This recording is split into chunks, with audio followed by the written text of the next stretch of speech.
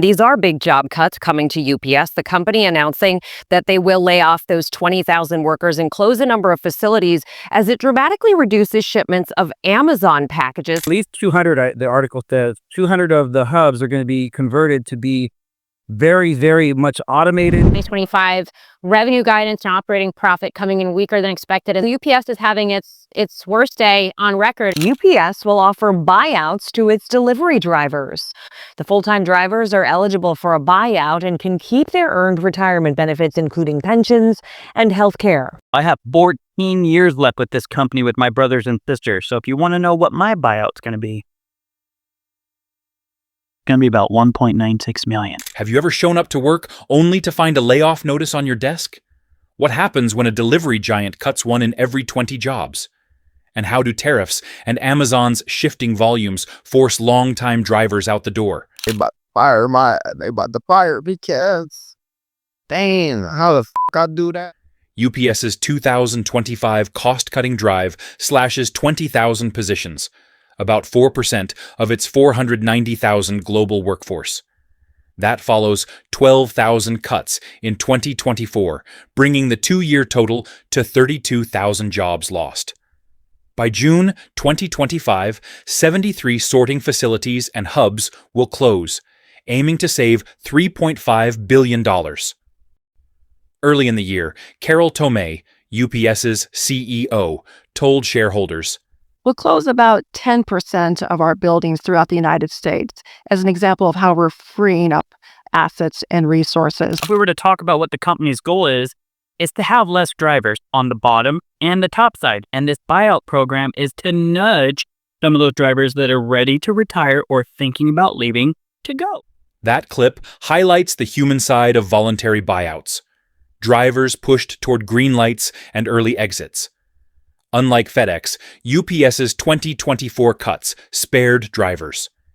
In 2025, however, voluntary buyouts offer $1,800 per year of service, minimum $10,000, and full-time drivers face tough choices: stay or take the deal. I found out that my truck got red tagged last night. And for those of you that don't know, that means I'm not allowed to drive my truck. I had to sit there. So all my stuff, my water, everything, I had to go search and search and search. But I also just got completely screwed today. This speaker's struggle captures the sudden, wrenching reality. Drivers sidelined with no notice, heavy loads undelivered, and bills still due. UPS's financial picture adds context. Q2 2025 revenue dipped 2.7% to $21.2 billion, down from $91.1 billion in 2024.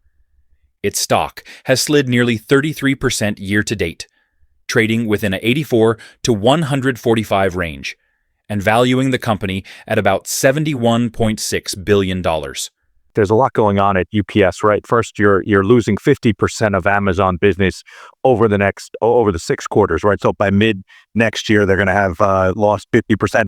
The backdrop: Amazon, once a major UPS client, now makes up 11.8% of 2024 revenue, but will see its parcel volume slashed by 50% by mid-2026. 500,000 Amazon parcels a month will leave the UPS network in Q3 2025. At the same time, Trump's 2025 tariffs bite. A 145% levy on Chinese goods and the end of the low-value exemption drove a 34.8% drop in China to U.S. shipments in May-June.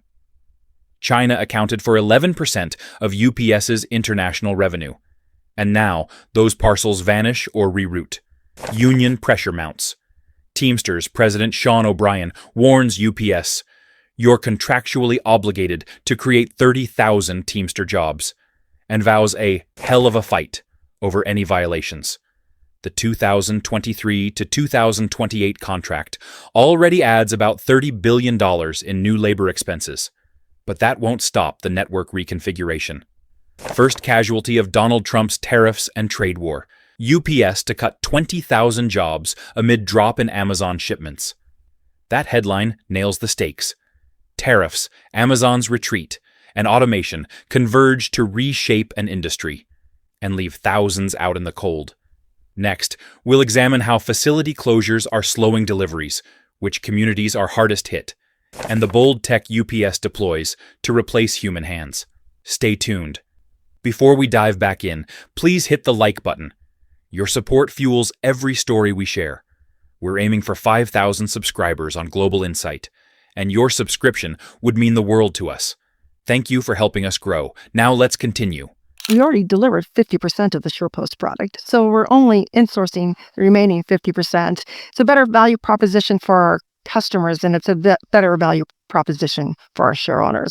And The ripple effects of UPS's cuts go beyond pink slips. With fewer hands on deck, delivery promises are stretching thin. At a suburban Detroit hub, drivers report parcels stacking up on loading docks, as the company's better not bigger reorientation shifts focus to profitable lanes over coverage. That the interest of them is to minimize the workforce by way of buyouts, by not consulting the union in order to thin that said workforce to generate more profit, moving higher paid guys out and lower paid guys in. That clip zeroes in on frustration over how buyouts were structured, with management negotiating individual deals, while union-represented drivers must go through collective bargaining. A frontline worker confirms 24 months of continuous pay or a lump sum, and maybe continued benefit. But if you're a Teamster, you'd have to get that you'd have to negotiate it through the union.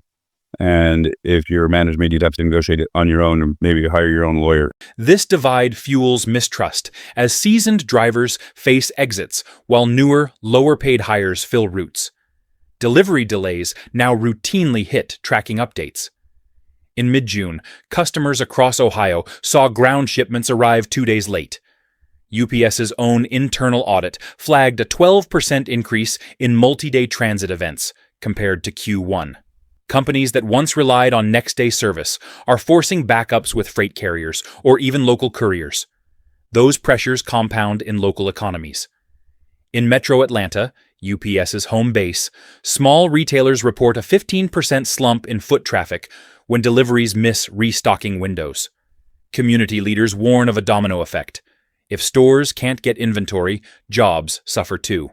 Meanwhile, the push for automation everywhere accelerates. UPS has earmarked 400 facilities for partial or full robotic sorting by year's end, squeezing workloads in traditional hubs. Early tests of AI-guided package scanning and conveyor belt arms in Phoenix and Newark show errors down by 8%, but maintenance teams are stretched thin, handling breakdowns and software updates. On Reddit, one former driver summed it up bluntly. "I've done a lot of jobs, and the UPS work ethic is different. It's a toxic environment with no proper training, and the workload is extremely harsh on your body." That sentiment echoes across online forums as seasonals quit mid-shift, forcing veteran drivers to cover extra routes at a moment's notice. Financial markets aren't blind to the trend. An industry report warns that as logistics labor shrinks, 200,000 Wall Street jobs could follow suit under mounting AI pressures, mirroring broader fears in sectors from finance to retail. Wall Street expected to shed 200,000 jobs as AI erodes roles. In response, UPS promises investment in people, rolling out up to $3.5 billion in CapEx this year for training, safety upgrades, and EV trucks to reduce driver fatigue. But skeptics note that most of that budget targets automation and software, not headcount stabilization. Across the industry, competitors are watching closely. FedEx's more modest restructuring spared 2,025 driver cuts, while USPS's early retirement incentive nudged 10,000 postal workers out the door. In 2024, logistics continues expanding its own network, absorbing parcels UPS no longer wants. As part of the largest reconfiguration in UPS history, the package delivery service announced it will be blasting 20,000 jobs. As UPS's network reshapes, paychecks tell a stark story. At one Midwestern center, a full-time driver shared this week's haul. This is per 1 week, and we have a total earnings of $2,004.98, taxes of $487.49, total deductions of $204.25, with a net take-home for the week of $1,313.24. Even with a solid rate, unpredictable schedules and sudden route cuts mean hours vanish faster than pay can stabilize. A veteran driver reacts. I've been there with the company close to 10, driving 6, but if this is what they think we're worth, like how hard it was to get there as a driver, just to see those numbers, that's a slap in the face, man. Those frustrations come as UPS quietly reports a mixed quarter. UPS reports better revenue, lower profit than expected. While revenue edged up slightly, profit margins fell short of Wall Street targets, underscoring that cost cuts haven't fully offset volume declines and automation investments. In rural Pennsylvania, a former hub supervisor launched a petition demanding local tax breaks to keep facility jobs in town. A township meeting drew over 200 residents, farmers, shop owners, and families, pleading for emergency incentives. Nearby, a community college fast-tracks a half-day logistics tech certificate, hoping to reskill laid-off employees for EV maintenance and AI diagnostics roles. UPS's own forecasts project that by 2027, 25% of ground routes will operate via electric vans, and 15% of sortation could shift to micro-hubs using autonomous carts. Yet real-world testing in Phoenix showed a 10% uptick in missed stops during peak heat. Human judgment still outperforms algorithms when roads warp under 110-degree Fahrenheit sun. Across the South, an Avondale, Alabama plant repurposed its closing hub into a community kitchen, feeding former employees and neighbors. That grassroots effort earned a Community Resilience Award from the Chamber of Commerce, proof that people adapt even when corporations retreat. In Washington, D.C., lawmakers held hearings where Teamsters, small business owners, and UPS executives sparred over the scope of buyouts and the pace of automation. Proposed federal grants for last-mile jobs could subsidize 50% of wages for drivers in underserved areas, but funding remains stalled in committee.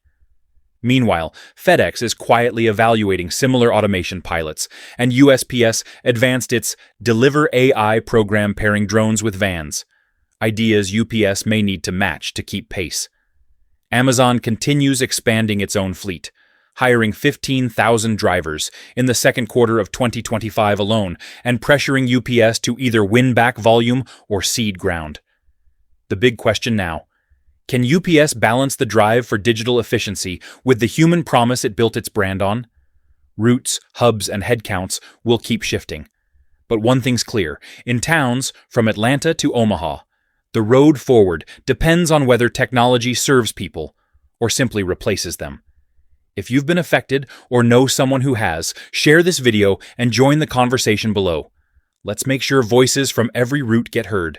If this story hit home, click the video on your screen now. No more food, Walmart replied to Trump's tariffs by leaving America. To see how another giant responds when trade wars disrupt our everyday lives. Don't miss it. Tap that video and stay informed.